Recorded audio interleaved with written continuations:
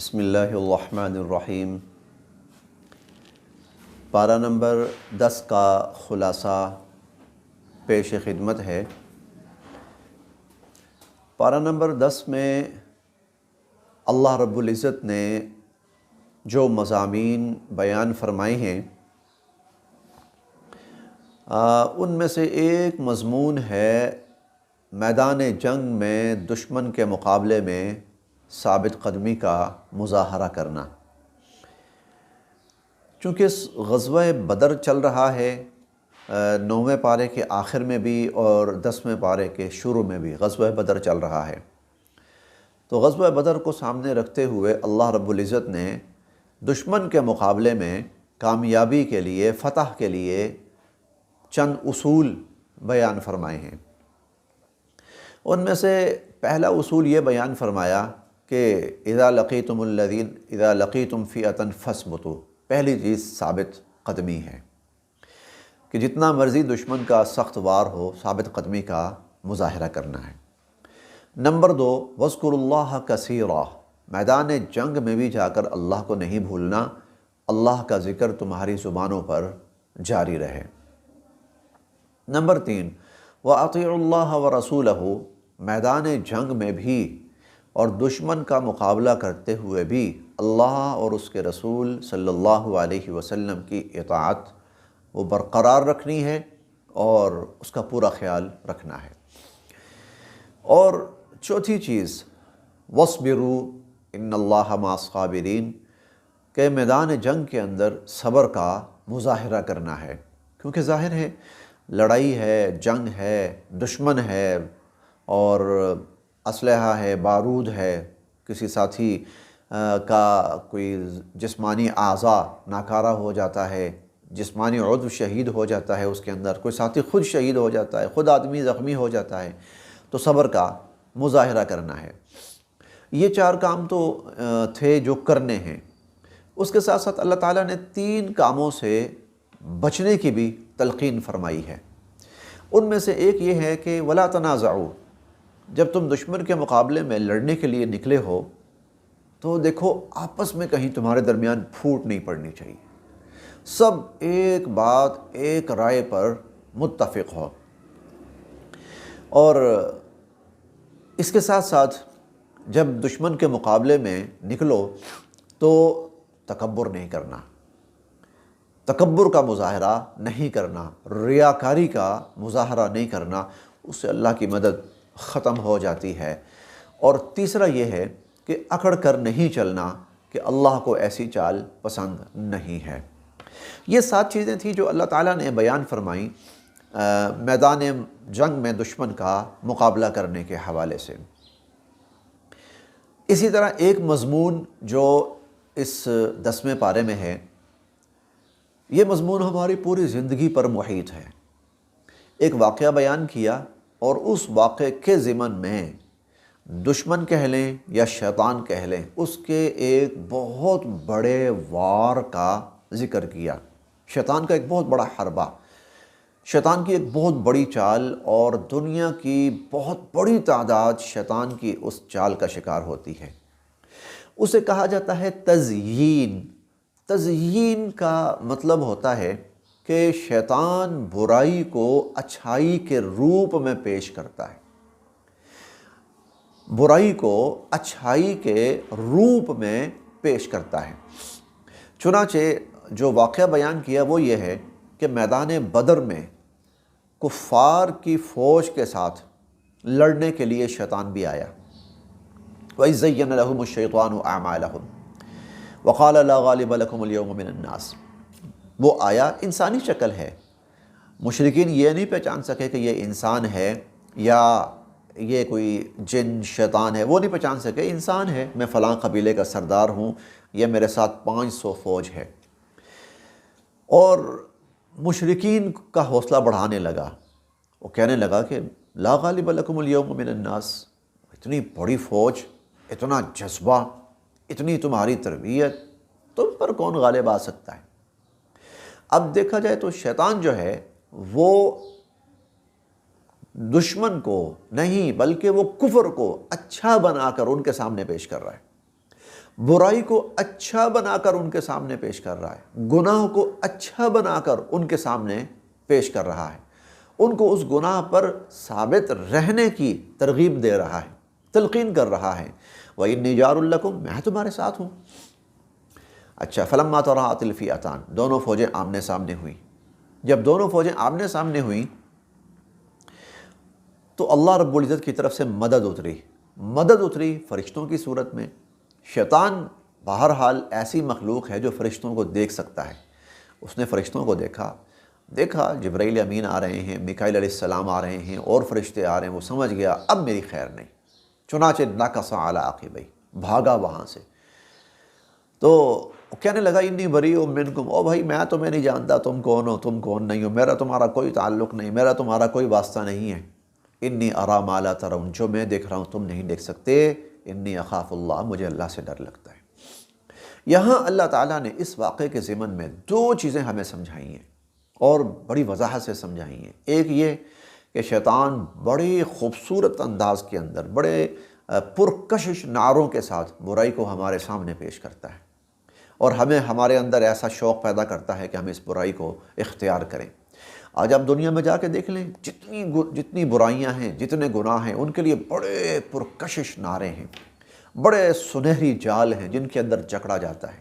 تو ایک اللہ نے یہ بیان کیا شیطان کے اس جال سے بچنا ہے، اور دوسری بات یہ بیان کی کہ شیطان خود پھنسا کر دوسروں کو اور خود نکل جاتا ہے پھر انشاءاللہ ہم جب 13ویں پارے میں پہنچیں گے نا تو اس وقت پھر اس کی مزید تفصیل بھی میں آپ کے سامنے عرض کروں گا، وہ بھی بہت عبرت آموز اور نصیحت آموز ہے۔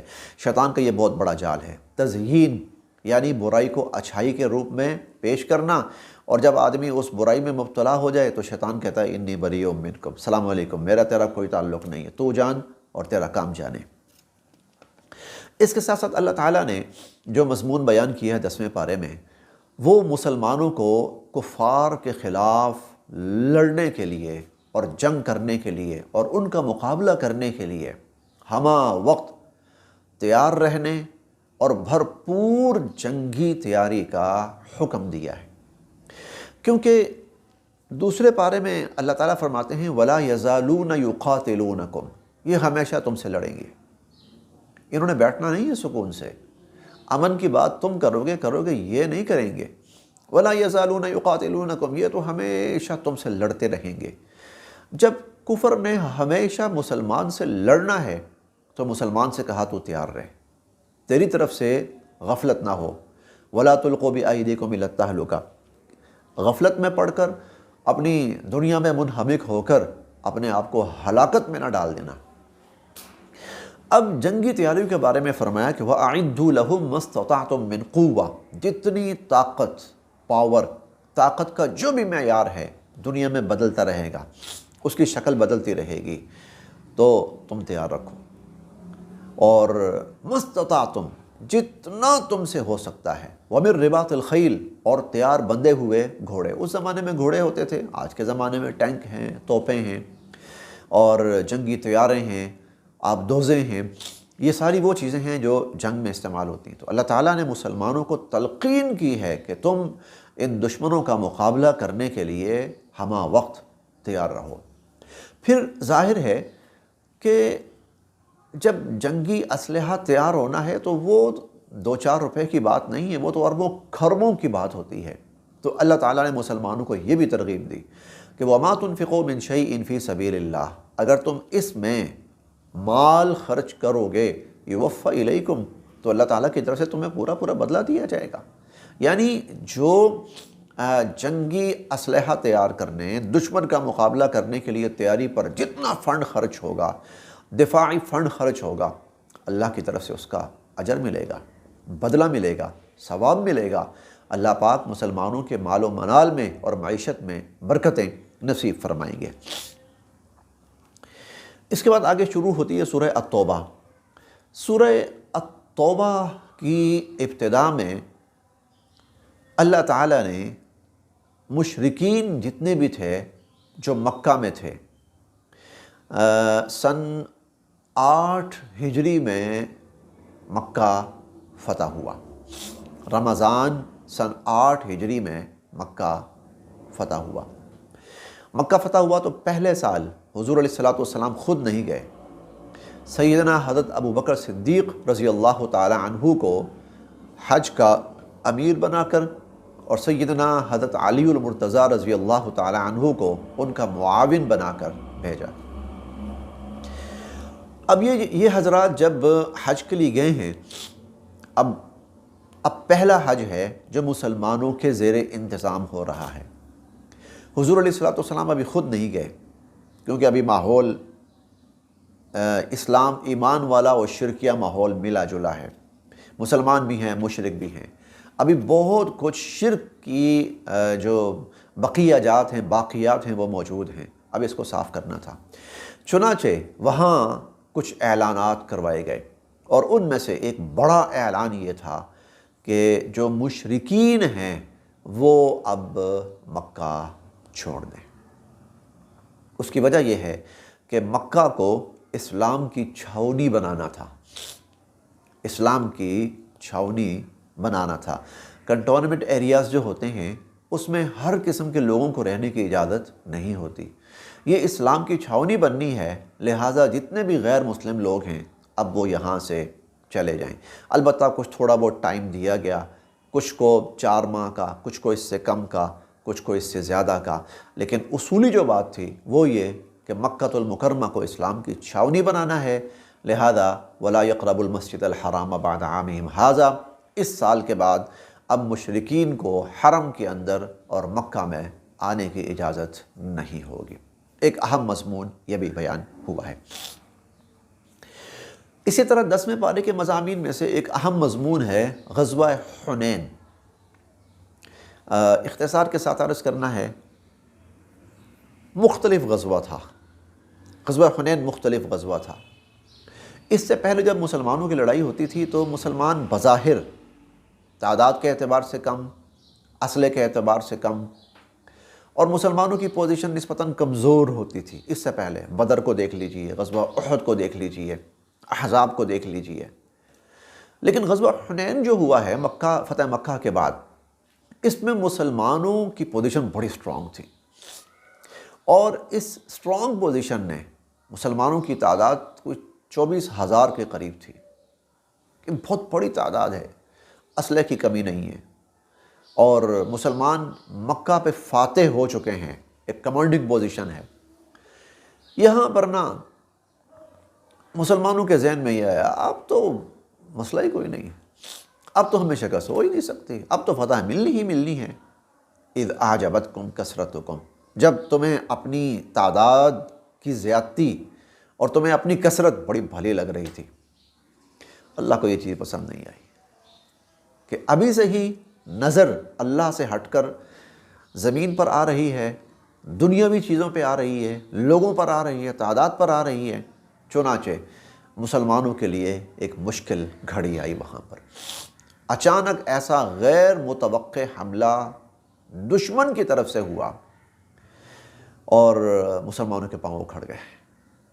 وقتی طور پر مسلمان شدید نقصان سے دوچار ہوئے، لیکن پھر فَأَنزَلَ اللَّهُ سَكِينَتَهُ عَلَى رَسُولِهِ وَعَلَى الْمُؤْمِنِينَ، پھر اللہ رب العزت نے وہ جو ایک سبق دینا تھا وہ سبق مل گیا، قدم اکھڑ گئے، نقصان اٹھانا پڑ گیا، وقتی طور پر مسلمان تتر بتر ہو گئے، سبق دے دیا، کہاں گئی تمہاری تعداد کی کثرت جس پر تم فخر کر رہے تھے، جس پر تم خوش ہو رہے تھے۔ وَضَاقَتْ عَلَيْكُمُ الْأَرْضُ بِمَا رَحُبَتْ، اتنی وسیع زمین تھی، تنگ ہو گئی، جگہ نہیں مل رہی تھی چھپنے کی، کہاں چھپیں، اور ثُمَّ وَلَّيْتُمْ مُدْبِرِينَ، اور تم پیٹھ پھیر کر بھاگے۔ ثُمَّ أَنزَلَ اللَّهُ سَكِينَتَهُ، پھر اللہ تعالیٰ کی طرف سے تسکین نازل ہوئی، پھر حضور علیہ الصلوۃ والسلام نے مسلمانوں کو جمع کیا، اور پھر اس کے بعد اللہ تعالیٰ نے فتح عطا فرمائی، سبق دیا بہت بڑا۔ کبھی اللہ سے نظر نہیں ہٹانی، اللہ کی مدد اور نصرت شامل حال ہے، اکیلا بندہ دشمن کی پوری فوج پر حاوی ہے، اور اگر اللہ کی مدد اور نصرت وہ ہٹ جائے، وَإِن يَخْذُلْكُمْ، چوتھے پارے میں ہم نے پڑھا إِن يَنْصُرْكُمُ اللَّهُ فَلَا غَالِبَ لَكُمْ، اگر اللہ تمہاری مدد کرے نا تو کوئی تم پر غالب نہیں آ سکتا، اور وَإِن يَخْذُلْكُمْ، اور اگر اللہ مدد چھوڑ دیں، فَمَنْ ذَا الَّذِي يَنْصُرُكُمْ مِنْ بَعْدِهِ، تو اللہ کے بعد کون ہے جو تمہاری مدد کر سکے؟ تو یہ ایسا ہوا۔ تو مدد ہمیشہ اللہ کی طرف سے آنی ہے اور نظر ہمیشہ اللہ کی ذات پر رکھنی ہے۔ وَمَن نَّصْرُ إِلَّا مِنْ عِنْدِ اللَّهِ، مدد اللہ کی طرف سے ہی آئے گی۔ غزوہ حنین اس کا بہت بڑا سبق۔ اسی طرح اس پارے کے مضامین میں سے ایک بڑا مضمون ہے یہود و نصارہ کا بدترین شرک، اور وہ یہ کہ وقالت الیہود عزیر ابن اللہ، یہود کہتے تھے عزیر علیہ السلام اللہ کے بیٹے ہیں۔ وقالت النصارہ، اور عیسائی کہتے تھے المسیح ابن اللہ، عیسیٰ علیہ السلام اللہ کے بیٹے۔ یہود نے عزیر علیہ السلام کو اللہ کا بیٹا بنایا، نصارہ نے عیسیٰ علیہ السلام کو اللہ کا بیٹا بنایا، اور یہ حرکت کر کے دونوں کے دونوں گمراہ ہوئے، دونوں کے دونوں شرک میں مبتلا ہوئے۔ اور اگلی آیت میں آ رہا ہے وَمَا أُمِرُوا إِلَّا لِيَعْبُدُوا اللَّهَ مُخْلِصِينَ لَهُ الدِّينَ، حالانکہ حکم یہ دیا گیا تھا صرف اللہ کی عبادت کرنی ہے۔ یہ اللہ کو چھوڑ کر عزیر علیہ السلام کو، عیسیٰ علیہ السلام کو، بلکہ اپنے جو بعد کے پیشوا تھے مذہبی، ان کو پوجنا شروع ہو گئے تھے۔ یہ بدترین شرک تھا جس کا اللہ تعالیٰ نے یہاں پر ذکر کیا، اور ساتھ یہ بھی فرمایا قاتلہم اللہ انا یؤفکون، یہ ان پر اللہ کی مار پڑے، یہ کن گمراہیوں میں مبتلا ہو گئے۔ اسی طرح اس پارے کے مضامین میں سے ایک مضمون اور بھی ہے، بہت بڑا مضمون ہے، اور وہ غزوہ تبوک ہے، لیکن اسے انشاءاللہ ہم 11ویں پارے کے خلاصے میں بیان کریں گے۔ اللہ تعالیٰ نے زکوٰۃ کا تذکرہ فرمایا اور مصارف زکوٰۃ بیان کی ہے۔ مصارف زکوٰۃ کا مطلب یہ ہے کہ ہم جب زکوٰۃ دینا چاہیں تو کس کو دے سکتے ہیں، کون زکوٰۃ کا حقدار اور مستحق ہے۔ تو 8 قسم کے افراد کا ذکر کیا اللہ تعالیٰ نے، یہ 8 قسم، ان میں سے کوئی بھی ہے اس کو زکوٰۃ دی جا سکتی ہے۔ نمبر 1 للفقراء، جو فقیر ہے۔ فقیر کس کو کہتے ہیں؟ جس کے پاس کچھ بھی نہیں ہے، بالکل خالیات۔ نمبر 1 للفقراء۔ نمبر 2 المساکین، مساکین محتاج، وہ کون ہیں؟ کچھ تھوڑا بہت ہے لیکن ضروریات پوری نہیں ہو پاتی، اس کو بھی زکوٰۃ دی جا سکتی ہے۔ والعاملین علیہا، اور تیسرا جو مصرف ہے وہ عاملین زکوٰۃ ہیں۔ عاملین زکوٰۃ کا مطلب زکوٰۃ وصول کرنے، زکوٰۃ کا جو محکمہ ہے اس میں جو لوگ زکوٰۃ وصول کرنے پر مامور ہوتے ہیں ان کو بھی زکوٰۃ دی جا سکتی ہے۔ والمؤلفۃ قلوبہم، ایسے لوگ جو نئے مسلمان ہیں، یہ خدشہ ہو کہ خدا نخواستہ کہیں یہ دوبارہ اسلام چھوڑ کر کفر میں نہ چلے جائیں، تو زکوٰۃ سے ان کی مالی مدد کی جا سکتی ہے تاکہ وہ اسلام پر قائم رہیں۔ اور والعاملین علیہا والمؤلفۃ قلوبہم وفی الرقاب، اور غلاموں کو آزاد کروانے میں۔ غلام ہے تو وہ آزادی چاہتا ہے، اور آزادی کے لیے اس کو کچھ پیسوں کی ضرورت ہے، تو پیسوں سے اس کی مدد کی جا سکتی ہے تاکہ وہ غلامی سے آزادی حاصل کرے۔ والغارمین، مقروض، ایسا مقروض جس نے اپنی ضروریات کے لیے قرض لیا لیکن اب قرض ادا کرنے کی کوئی سکت نہیں اس کے پاس۔ ایک تو یہ ہے کہ مقروض ہے لیکن ادا ہو جائے گا، یہاں سے پیسے آئیں گے، یہاں چلے جائیں گے، یہاں سے آئے گا، یہاں سے ادا ہو جائے گا، وہاں سے آئے گا، نہیں، اس کے پاس اپنے قرض کی ادائیگی کی کوئی شکل نہیں ہے۔ تو وہ جو مقروض ہے، اس مقروض کا قرض ادا کرنے میں بھی زکوٰۃ سے مدد کی جا سکتی ہے، اس کو زکوٰۃ دی جا سکتی ہے۔ نمبر 7 وفی سبیل اللہ، اللہ کے دین کی خدمت کے لیے، اللہ کے دین کی، جو لوگ اللہ کے دین کی خدمت میں مصروف ہیں اور وہ اتنی سکت نہیں رکھتے کہ اپنی ضروریات پوری کر سکیں، یعنی دین کے کاموں میں اس طرح سے مشغول ہیں کہ وہ کما نہیں سکتے، تو زکوٰۃ سے ان کی مدد بھی کی جا سکتی ہے، ان کو زکوٰۃ دی جا سکتی ہے۔ اور 8واں جو مصرف ہے وابن السبیل، وہ ہے مسافر، یعنی کوئی ایسا شخص جو کہیں حالت سفر میں ہے اور وہ کسی وجہ سے پیسے نہیں اس کے پاس، وہ مجبور ہو گیا ہے، تو زکوٰۃ سے اس کی بھی مدد کی جا سکتی ہے۔ یہ 8 مصارف زکوٰۃ ہیں، مستحقین زکوٰۃ ہیں، زکوٰۃ کے حقدار، ان کو زکوٰۃ دی جا سکتی ہے۔ مضامین تو اور بھی بہت سے ہیں لیکن اختصار پیش نظر رکھنا ہے۔ اللہ تعالی ہم سب کے لیے عمل کی راہیں آسان فرمائے۔